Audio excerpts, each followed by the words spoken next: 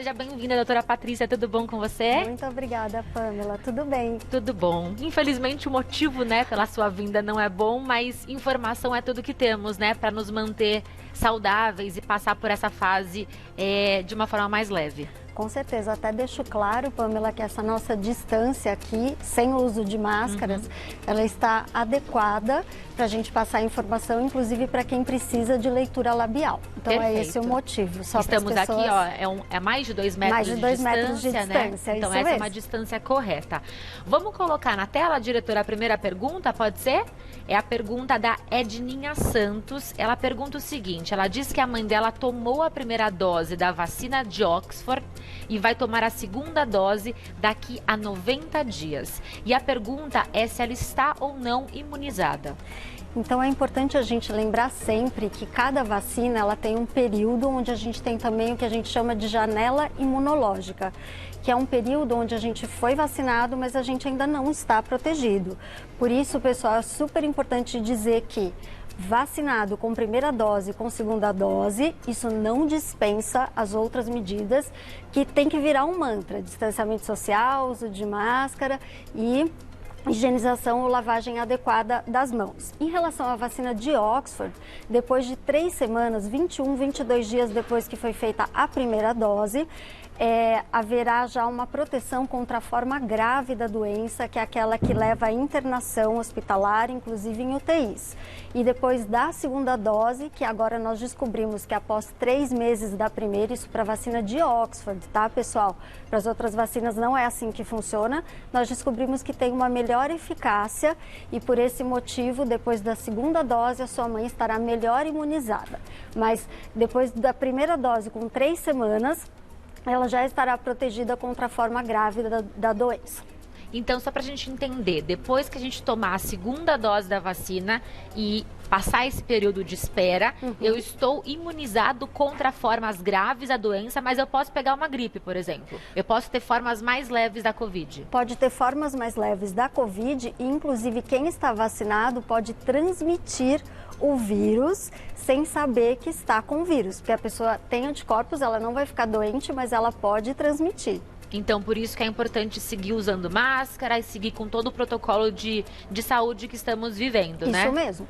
E sobre as máscaras, falando sobre isso, né? Muitas perguntas sobre esse assunto por aqui. A Gisele pergunta se existe uma máscara apropriada para quem trabalha com educação o dia todo, com crianças, e quantas vezes ela deve trocar a máscara por dia? Essa é uma ótima pergunta. A melhor máscara é aquela que veda bem o rosto, né?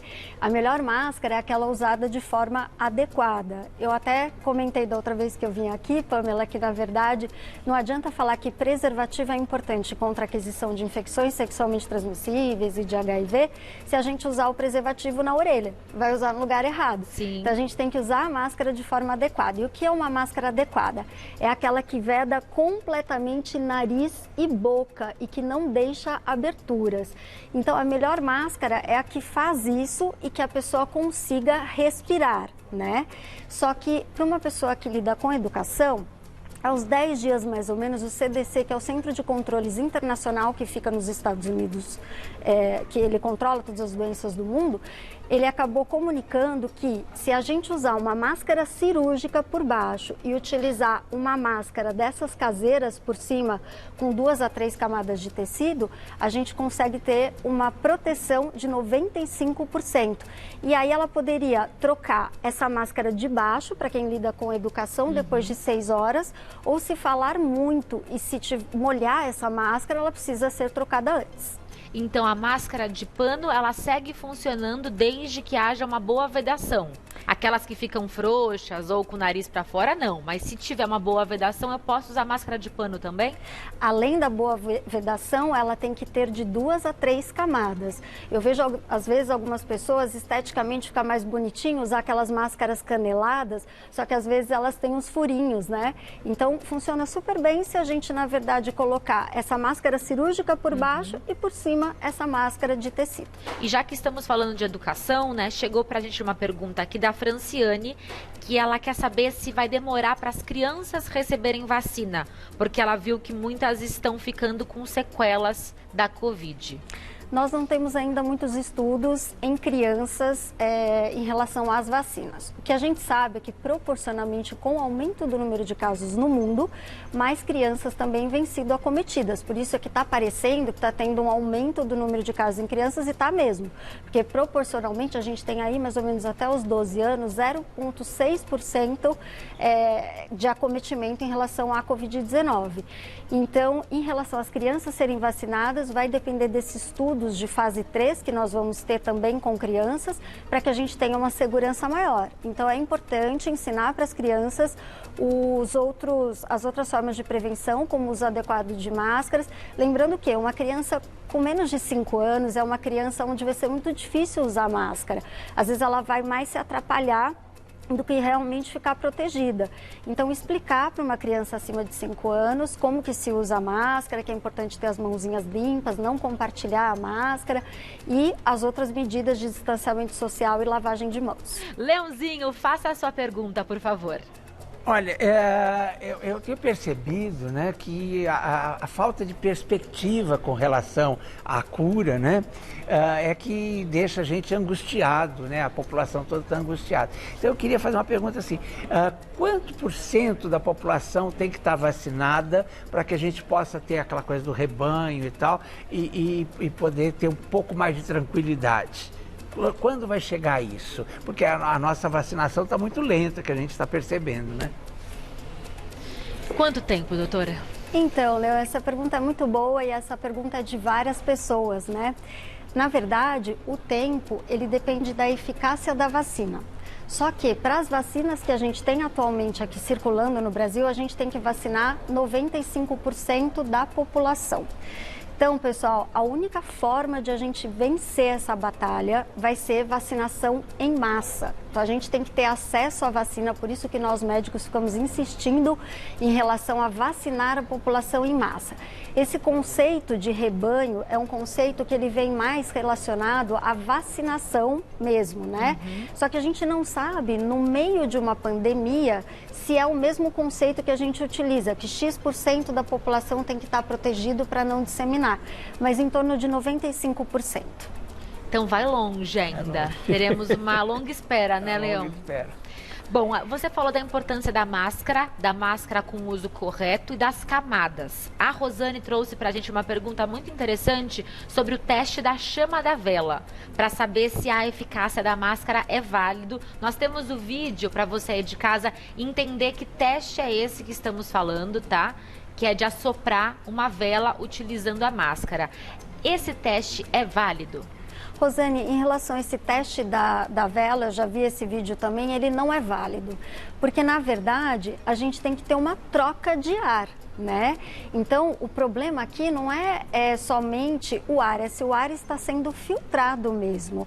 E ela até mostrou ali uma máscara anteriormente nesse vídeo que tem uma válvulazinha. Essa máscara, ela inclusive está proibida em aeroportos, é muito importante essa daí. É muito importante lembrar, porque embora ela não tenha apagado a vela, ela está expirando ar por essa válvula. E saindo ar por essa válvula absolutamente sem filtro, isso daí, se ela estiver contaminada, ela vai infectar pessoas. Então, esse vídeo, ele não é válido, porque a ideia não é deixar o ar não passar, tem que haver troca de ar, porque a gente tem que respirar, mas é ele ter a filtração adequada. Inclusive, falando sobre isso, existem aquelas máscaras que vedam, que são aquelas máscaras chamadas de M85. Não sei se vocês já ouviram dizer, mas é uma máscara... Que parece que você fica um passarinho com bico? Não, essa é a N95. Ah, tá. A M85 é uma máscara que esteticamente ela fica bonita, porque ela é completamente transparente, só que, pessoal, é que nem se a gente colocasse um saco plástico na cabeça para respirar, é impossível. Então, a gente precisa, na verdade, de ter aberturas nessa máscara. Então, não é adequado usar no dia a dia essa máscara, porque ela tem que ter aberturas para respirar e por essas aberturas vai entrar e vai sair ar. O pessoal de teatro, de palco, usa bastante, mantendo o distanciamento social em cena para que esteticamente, inclusive para as pessoas terem acesso à leitura labial, mas não é indicado no dia a dia também, não tem eficácia. E tem algum alguma técnica que eu comprove que a minha máscara ela é a correta ou é só mesmo a informação na hora da compra? Na verdade, não tem nenhuma técnica, é informação na hora da compra e também utilizar de forma adequada. É aquilo que a gente conversou, que é vedar completamente o rosto, né? Não deixar ter aberturas visíveis, mas sempre existe essa troca de ar para que a gente possa respirar. E o uso da Face Shield, né? Porque nós vemos muitas pessoas agora utilizando a máscara e depois a Face Shield. Em que ocasiões esse uso é válido, ele é importante? Então, esse Face Shield, que é um nome americano, ele é chamado de escudo facial, e aí aquela máscara M85, ela funciona como escudo facial. Então, ele não funciona para pessoas que não estão lidando ou com comida, por exemplo, no programa, inclusive aqui, às vezes tem, né, o uso desse escudo facial para que a pessoa não elimine na comida, né, ali as partículas. Só que não é adequado usar esse escudo facial normalmente para ir ao supermercado, para fazer as suas atividades habituais, porque aquilo não vai filtrar, é completamente aberto. Você só tem o escudo aqui na frente e é completamente aberto. E se o seu rosto estiver adequadamente vedado pela máscara, não há necessidade. A gente tem que deixar o escudo facial reservado para profissionais da área da saúde, como um acessório a ser utilizado para formar um anteparo, mas a pessoa sempre usa a máscara embaixo também. Entendi. Voltando sobre a vacina, né? Muitas dúvidas sobre esse assunto. A Elani pergunta pra gente quais são as reações que a vacina pode dar. Então, toda a vacina, Elani, ela pode dar reações num período de até 72 horas, geralmente. Claro que a gente está falando de seres humanos e cada um responde de uma forma. Mas em até 72 horas, a pessoa pode ter um quadro como se fosse uma gripe. Pode ter febre, pode ter dor local, dores articulares, dores musculares, como se tivesse pego uma gripe ou feito um exercício muscular exaustivo também. E é importante que se esses sintomas durarem mais do que 3 dias, ou se a pessoa tiver realmente tido contato sabidamente com alguém com Covid-19 nos últimos 14 dias, que a pessoa informe seu médico, porque muitas vezes a pessoa pode estar já na janela imunológica, né, ainda da vacina, e mesmo assim a pessoa está com Covid-19, mesmo tendo sido vacinado. Então, mais uma vez, eu gostaria de deixar claro, o fato da gente se vacinar, sair, acabei de vacinar, estou livre, vou abandonar todas as medidas e não estou transmitindo, isso não é real. A Luísa pergunta pra gente se a vacina previne as sequelas da Covid. Luísa, tem muita coisa que a gente ainda não sabe responder. O que acontece? Mesmo nas formas que não são graves, as pessoas podem ter sequela, né? Mesmo tendo tido só uma sensação de uma gripe fraquinha, não precisou ficar internado, nada disso. Como a vacina, na verdade, ela previne contra a forma grave, ela não impede nenhuma vacina. Que nem a vacina da gripe, que nem a vacina da tuberculose, não impede da pessoa pegar aquele agente infeccioso. Ela impede que a pessoa evolua para as formas graves. Então, uma pessoa vacinada, se ela tiver uma forma leve da doença, ela pode sim ter sequelas a longo prazo, que atualmente sabemos que por pelo menos 9 meses isso pode acontecer. A Grazi pergunta se com a demora da vacinação, há o risco de quando os últimos forem vacinados, os primeiros já estarem em risco, tendo em vista o período que o agente é eficaz no organismo. Isso faz sentido? Na verdade, Grazi, essa resposta ainda a gente não tem. A gente vai ter essa resposta, a gente está conhecendo ainda como tudo acontece com o coronavírus, com a Covid-19, né? E o que vai responder por quanto tempo a gente vai estar imunizado em relação à vacinação vão ser esses estudos que estão no Brasil de fase 3 atualmente. Então, por exemplo, eu sou voluntária de uma vacina. Eu entrei no estudo em julho do ano passado. Até julho desse ano, eu ainda vou permanecer no estudo para que possam coletar no meu sangue material para ver se eu ainda tenho anticorpos que neutralizem a entrada do vírus nas minhas células, né? Então, para cada vacina, a gente ainda vai ter essa resposta. Muito legal. Muito legal você ter feito parte do estudo por todos, né? Muito bom mesmo. É importante, pessoal, sejam voluntários de estudos, porque só assim nós conseguimos. Eu sou pesquisadora também e vejo o outro lado, mas eu também fui voluntária, sou voluntária, eu acho que é muito importante, só assim teremos resposta para todas essas perguntas. A Torres pergunta pra gente, quando tem algum probleminha no pulmão, ele demora para dar sintomas ou ele age como um câncer que vai comendo pelas beiradinhas e aí quando você percebe, você descobre, já era? Tem muitas coisas que a gente anda aprendendo, né? Uma das coisas em relação à Covid-19 é que a coisa vai muito rápido. Então, é muito importante, se a pessoa começou a sentir um desconforto respiratório, como uma falta de ar para tomar banho, por exemplo, e essa falta de ar depois de um repouso de uns 30 minutos ela persiste, ou a pessoa com Covid-19 que está fazendo o controle da oximetria, que é aquele aparelhinho que a pessoa coloca no dedo em casa para verificar como está a saturação de oxigênio no sangue, se ele também apontar que está ficando muito tempo abaixo de 93%, a pessoa tem que contactar o seu médico que a está acompanhando ou ir para um serviço de pronto atendimento, pronto-socorro, para avaliar se a pessoa está já com acometimento pulmonar, porque ele pode evoluir em 24 horas diferente de um câncer. A Lu faz uma pergunta muito interessante, porque ela conta que ela teve em novembro a Covid, mas ela foi assintomática. Mas em dezembro ela começou a sentir falta de ar, cansaço, suor, ficou muito cansada com qualquer tipo de atividade física. E aí ela tem buscado vários profissionais e feito vários exames. Isso pode ser sequela da Covid, mesmo ela tendo sido assintomática no primeiro diagnóstico? Isso provavelmente, Lu, é uma sequela da Covid-19, mesmo você tendo sido assintomática, porque o vírus, ele provoca, mesmo nas pessoas assintomáticas, ele pode provocar como se fosse uma inflamação interna. E isso vai afetando as nossas células e o cansaço é uma das sequelas que pode vir. E quem já teve Covid, pode ter de novo? Quem já teve Covid-19 pode ter de novo, existem casos descritos, isso pode ocorrer geralmente depois de 3 meses depois da primeira infecção. Perfeito. Bom, esse foi o nosso plantão Covid de hoje. Muito obrigada a todos que participaram. Informação é a nossa maior arma nesse momento, além, é claro, da proteção e do respeito às normas sanitárias. A doutora Patrícia Hadi, ela é médica infectologista e membro da Sociedade Brasileira de Infectologia. O arroba dela é doutora Patrícia Hadi Muller. Vamos lá, então, é DRA Patrícia Hadi com Y e Muller com 2 L's. Doutora Patrícia Hadi Muller. Muito obrigada, viu? Obrigada. Eu posso só fazer um adendozinho que eu acho importante? Sempre. Existe também agora, pessoal, vocês devem ter ouvido falar sobre fenômenos tromboembólicos, que são tromboses, embolias pulmonares relacionadas à vacina de Oxford.